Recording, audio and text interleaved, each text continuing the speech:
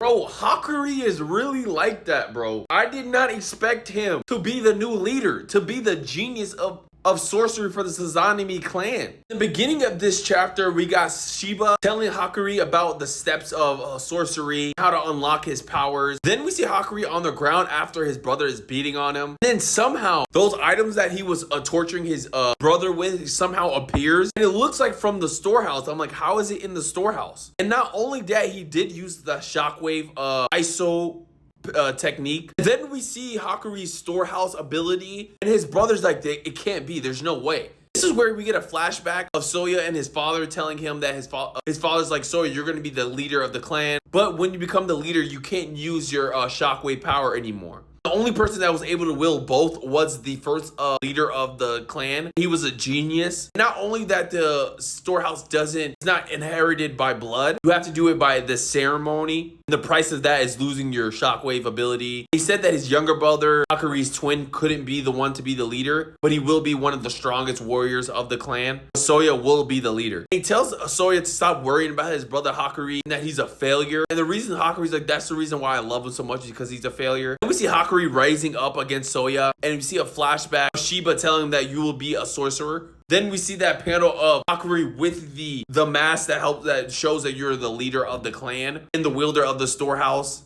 And his brother cannot believe this. He is shook. He's like, there's no way my brother is as strong as the first leader. And attacks him, wants him to die. Asking why you, there's no way. Soya's in bad shape too, because bro, that move that he hit on him was actually having effect. Then we get a flashback of the girl that was in the cage. Hakuri feels so bad for how he treated her, and only if he responded better would she still be here. As him and Soya are still fighting, Soya is putting in work against his brother. Like, he looks like he's about to pass out right here. But right before he's passed out, he sees a glimpse of Chihiro, his idol. He says, nah, I'm not going down like this. Then we see him ready a shockwave attack at his brother. The reason why his shockwave was really weak is because most of his energy is used to manage the storehouse. But now that he knows this, he can unleash his full spiritual pressure into this ability. And then he hits his ISO move on Soya. It looks like this has to be the finishing blow. Like, there's no way he's coming back after this. Then we see Chihiro and Soya both together. Now the scene cuts back to Chihiro and Hakuri's younger brother, who took the core of the enchanted blade, is now fighting with his full spiritual pressure. Even Chihiro's like, bro, I only have one left. He can't block his attack or parry his attack with the amount of strength that the Cloud Gouger has left. They're going everywhere.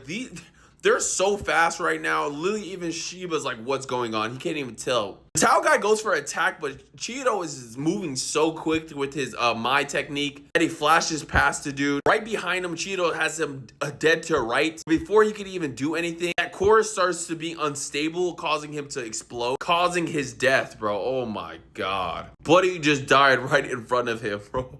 And all he has to say is, I'm sorry. As Hakuri comes around the corner, seeing his younger brother dead, as we have to end this together. And the last panel, we see his father. Oh my God.